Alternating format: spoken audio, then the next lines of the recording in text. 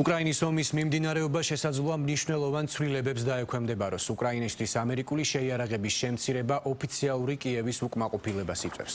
ვითარების გარკვევას უკრაინის პრეზიდენტი ამერიკელ კოლეგასთან სატელეფონო საუბრისას შეეცდება. კომუნიკაცია 4 ივლისს იგეგმება. მანამდე დონალდ ტრამპს 1 საათიანი სატელეფონო დიალოგი ჰქონდა რუსეთის პრეზიდენტთან. ორი ქვეყნის ლიდერებს შორის დისკუსიის თემა უკრაინაში საომარი მოქმედებების დასრულება იყო.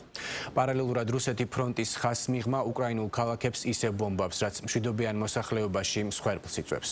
გივი ბარამიძე გიამბობთ. უკრაინას შეიარაღების მიწოდების კუთხით შესაძლოა სერიოზული პრობლემები შეექმნას. შეერთებულმა შტატებმა სრულიად შეაჩერა უკრაინისთვის სამხედრო აღჭურვილობის გადაცემა. კერძოდ საუბარია პეტრიოტის სისტემებსა და სტინგერის რაკეტებზე. ასევე შეჩერებულია 155 მმ-იანი ჰაუბიცის საბრძოლო მასალის, ჰელფაიერის რაკეტების, ზუსტი მართვადი რაკეტების სისტემა GMLRS-ის, AIM-ის ჰაერი ტიპის რაკეტების და ყუმბარ მტყორცნების მიწოდება. ირკვევა, რომ აღნიშნული გადაწყვეტილება პენტაგონის პოლიტიკის დეპარტამენტის ხელმძღვანელმა ელბრიჯ კოლბიმ და მრჩევლების მცირე წრემ მიიღო. შეერთებულ შტატებში ფიქრობენ, რომ უკრაინაში და ახლო აღმოსავლეთში დიდი რაოდენობით შეიარაღების გაგზავნამ ამერიკული მარაგების ამოწურვის საფრთხე გააჩინა.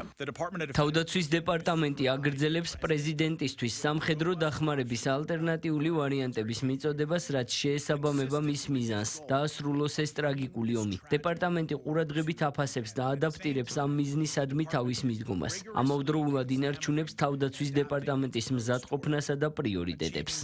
უკრაინას პეტრიოტის რაკეტების საკმარისი მარაგის შემოდგომამდე აქვს, თუმცა უკრაინაში აცხადებენ, რომ მარაგების შემცირება მეთაურებს აიძულებს პრიორიტეტი მიანიჭონ სამხედრო ობიექტებს მშვიდობიან მოსახლეობაზე მეტად. უკრაინა პეტრიოტის სისტემებს რუსეთის სწრაფად მოძრავი ბალისტიკური რაკეტების წინააღმდეგ იყენებს. სამწუხაროდ ბალისტიკური რაკეტებისაგან სარაკეტო თავდაცვას ფრანკო-იტალიური ბატარეა SAMP-T კომპლექსი ვერ ჩაანაცვლებს. რაოდენობრივი თვალსაზრისით პეტრიოტის სისტემები ყველაზე გავრცელებული და ეფექტურია უკრაინაში. თუ ახლა რომელიმე ადმინისტრაცია მოვა და იტყვის, ჩვენ შევცვლით ამ შეთანხმებას, ჩვენ გავაუქმებთ ამ შეთანხმებას, ჩვენ არ ვაპირებთ ჩვენი სახელშეკრულებო ვალდებულებების შესრულებას. შემდეგ იგივე კითხვა ჩნდება, რაც ამ ზამთარს, როდესაც უკვე შეჩერებული ჰქონდა იარაღის მიწოდება. არის თუ არა ამერიკის შეერთებული შტატების სანდო პარტნიორი. დღეს უკრაინაში იარაღის გაგზავნის საკითხი გაცილებით ფართო საკითხს წარმოადგენს. ეს უფრო გლობალური საკითხია, ვიდრე ევროპული უსაფრთხოება და უკრაინა ევროპული უსაფრთხოების სტრუქტურის ქვაკუთხედია. ის რომ უკრაინის შეიარაღების საკითხი პირდაპირ არის დაკავშირებული ევროპის უსაფრთხოებასთან, დაადასტურეს ევროპელმა ლიდერებმა დანიაში, რომელმაც ევროკავშირის თავმჯდომარეობა გადაიბარა. თუ შეერთებული შტატები გადაწყვეტს, რომ უკრაინას არ მიაწოდოს ის, რაც მას სჭირდება, ეს სერიოზული უკან დახევა იქნება უკრაინისთვის, ევროპისთვის და ნატოსთვის, რადგან როგორც ვფიქრობ, ორივემ უკვე ვთქვით, უკრაინაში ომი არასდროს ყოფილა მხოლოდ უკრაინასთან დაკავშირებული. ეს არის ომი ევროპის მომავლისთვის. დანიაში იმყოფება უკრაინის პრეზიდენტი ვოლოდიმირ ზელენსკიც, რომელიც ევროპელი ლიდერების გარდა ამერიკული კომპანიის წარმომადგენლებსაც შეხვდა. ირკვევა, რომ უკრაინამ და ამერიკულმა კომპანია SWIFT-მა ხელშეკრულება გააფორმეს, რომელიც უპილოტო აპარატების ერთობლივ წარმოებას ითვალისწინებს. კომპანია, რომელიც უკვე მჭიდროდ თანამშრომლობს უკრაინელ ინჟინრებთან და სამხედრო ძალებთან, უკრაინას სისტემებს სპეციალური პირობებით და თვითღირებულებით მიაწვდის. შეთანხმება მოიცავს გზის გადამჭრელ აპარატებს, სადაზორო უპილოტო საფრენ აპარატებს, დამრტყმელ აპარატებს და სამომავლო ინოვაციებს, როგორიცაა რაკეტების საწინააღმდეგო მოწყობილობები.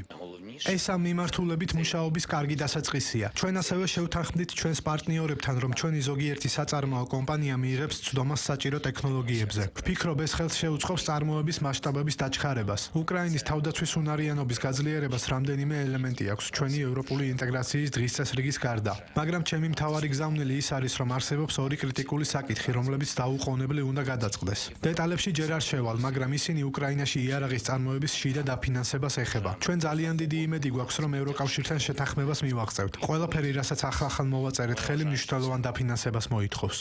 ვიდრე უკრაინის სამომავლო შეიარაღების საკითხები წყდება თითქმის 1000 კილომეტრიან ფრონტის ხაზზე უკრაინის და რუსეთის არმიებს შორის საომარი მოქმედებები გრძელდება. უკრაინაში ამტკიცებენ, რომ სუმის რეგიონში რუსეთის შეტევა შეჩერებულია, სადაც რუსეთი ბუფერული ზონის შექმნას ცდილობს. კურსკში უკრაინელებმა მოკლეს რუსეთის შავი ზღვის ფლოტის ხელმძღვანელის მოადგილე გენერალი მიხაილ გუდკოვი. საპასუხოდ მოსკოვში აცხადებენ, რომ სრული კონტროლი დაამყარეს უკრაინის ლუგანსკის რეგიონზე. მოსკოვში ამტკიცებენ, რომ რუსეთის არმია ასევე აკონტროლებს დონეცკის, ზაპოროჟიეს და ხერსონის ოლქების ტერიტორიების 70%-ზე მეტს. საბრძოლო მოქმედებები გრძელდება ფრონტის ხაზის მიღმედს. რუსეთი უკრაინის დასახლებულ პუნქტებს ბომბავს. უპილოტო აპარატებით მორიგი თავდასხმა მოხდა ქალაქ ოდესაზე, სადაც საცხოვრებელი კორპუსის დაბომბვის შედეგად მშვიდობიანი მოქალაქეები დაშავდნენ. ქალაქ პოლტავის დაბომბვას 2 ადამიანი ემსხვერპლად 11 კი დაშავდა. დაზიანდა სამხედრო გაწვევის ცენტრი. პირველი უპილოტო აპარატის მოფრენა დაახლოებით ქალაქის პირველი საავადმყოფოს მიმდებარე ტერიტორიიდან 30-40 მეტრის სიმაღლეზე განხორციელდა. ხმა გავიგეთ, მიწაზე დავეცით. სახლში გავიქეცი და ბავშვი აბაზანაში შევიყვანე. შემდეგ მეორე დარტყმა მოხდა. შემდეგ ხალხი ქუჩაში გარბოდა. მესამე და მეოთხე რაკეტები წამოვიდა. ბავშვი ძირს დავაწვინე და ჩემი სხეულით დავფარე. აფეთქებები დაიწყო და აივნიდან ჩამსხრეული მინები მეცემოდა.